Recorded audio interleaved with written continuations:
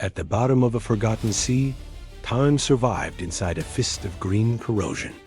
For nearly 2,000 years, waves passed above it while empires rose, libraries burned, and the sky kept repeating its ancient cycles. When divers finally raised the object, it looked less like knowledge than wreckage. Bronze fused with wood, salt, stone, and silence. Yet one detail refused to belong there. Beneath the hardened crust was a gear, cut with deliberate teeth. That gear opened a question history still cannot completely answer. The object is now called the Antikythera Mechanism, an ancient Greek astronomical calculator recovered from a Roman-era shipwreck near the island of Antikythera. Its popular nickname is the world's first computer. The phrase is useful, but only if we understand what it means. It was not electronic, digital, or programmable. It was a hand-driven analog machine that converted astronomical cycles into moving mechanical displays. That alone would be remarkable. The deeper mystery is how much knowledge had to exist before anyone could build it. The wreck was discovered in 1900 by sponge divers working in dangerous waters between Crete and the Peloponnese. They found a cargo of statues, glassware, ceramics, coins, and luxury objects, apparently traveling west through the Mediterranean. Among those treasures was an unremarkable corroded mass, recovered during the salvage operation and taken to the National Archaeological Museum in Athens. In 1902, archaeologist Valerio Stais recognized a gear embedded in one fragment. At first, the object seemed chronologically impossible. Precision gearing of this kind was not expected among artifacts from the ancient Mediterranean, but the wreck's other objects and later studies of the mechanism itself placed it firmly within the Hellenistic world. Most researchers date its construction to around the 2nd century before the Common Era, while the ship probably sank during the 1st century before the Common Era. The surviving machine is incomplete. It now exists as 82 fragments, and only about 1/3 of the original object remains. Inside those fragments, researchers have identified 30 surviving bronze gear wheels, along with scales, pointers, inscriptions, and traces of a wooden case. The real mystery begins when the gears are treated not as isolated parts, but as a single argument about the sky. Turn the lost handle, and a network of wheels would translate days into lunar months, solar years, eclipse cycles, and celestial positions. On the front, pointers displayed the sun and moon against calendar and zodiac scales.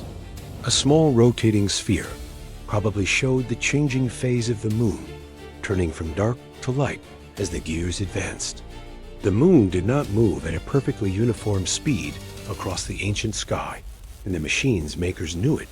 They used an ingenious pin and slot arrangement to reproduce part of that irregular motion mechanically.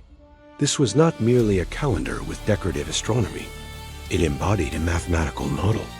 On the rear, one spiral dial represented the Metonic cycle, linking 235 lunar months with 19 solar years. Another spiral followed the Saros cycle of 223 lunar months, a period used to anticipate repeating eclipse conditions. Tiny glyphs marked expected solar or lunar eclipses and included information about their timing and characteristics. The machine could not guarantee that a solar eclipse would be visible from a particular city. Instead, it mechanized recurring celestial relationships, turning inherited astronomical knowledge into a physical prediction system. A smaller dial tracked a 4-year cycle of major Greek athletic festivals, connecting civic time with cosmic time. That detail changes the object's emotional scale. The machine did not separate science from society. It placed festivals, calendars, eclipses, and celestial order inside one wooden case.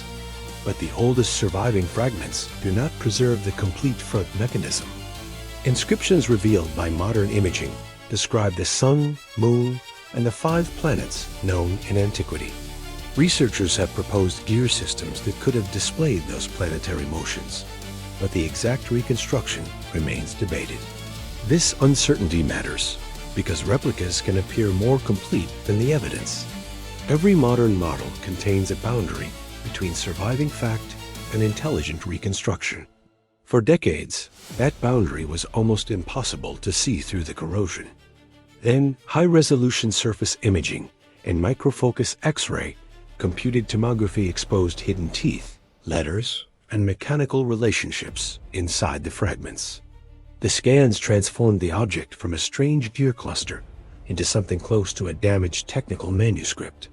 Its inscriptions function partly like labels, partly like astronomical explanation, and partly like an operating guide. Even so, the machine has never surrendered the name of its maker. Rhodes has often been suggested because it was a major center of astronomy and instrument making. The Corinthian month names on one calendar dial point elsewhere, perhaps toward northwestern Greece or a Corinthian cultural sphere. Syracuse has also entered the discussion, creating a tempting connection to the technological tradition associated with Archimedes. But Archimedes died before this mechanism was built, and no inscription identifies his workshop or his successors. Ancient authors, including Cicero, describe sophisticated celestial models associated with Archimedes and Posidonius. Those texts show that geared or mechanical representations of the heavens were imaginable in antiquity.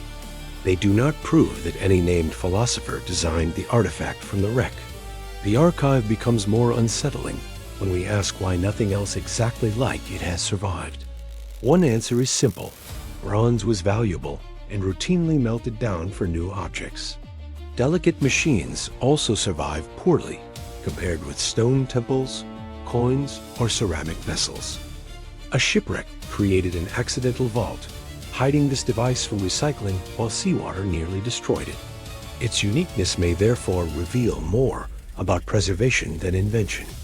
The mechanism's mature design suggests accumulated experimentation, specialized craftsmen, astronomical tables, and patrons able to finance difficult work. That does not prove a lost industrial revolution. It suggests a technical tradition whose surviving evidence is painfully thin. The machine's astronomy also carries a wider history. Its cycles reflect knowledge developed in Babylonian observation, transformed through Greek mathematics, and embodied by Hellenistic engineering. This was not isolated genius emerging from darkness. It was knowledge moving across languages, cities, generations, and institutions. The strongest revelation is therefore not that ancient people built something impossible. It is that the object becomes possible only when we imagine the missing network behind it. If this hidden trail of history is the kind of archive you want open more often, subscribe to QR Shot before the final piece of the pattern is revealed. Recent research continues to change the picture.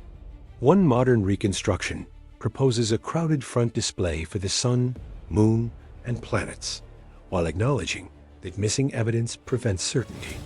A statistical study of surviving holes beneath the calendar ring has also supported a lunar count rather than a long-assumed solar arrangement.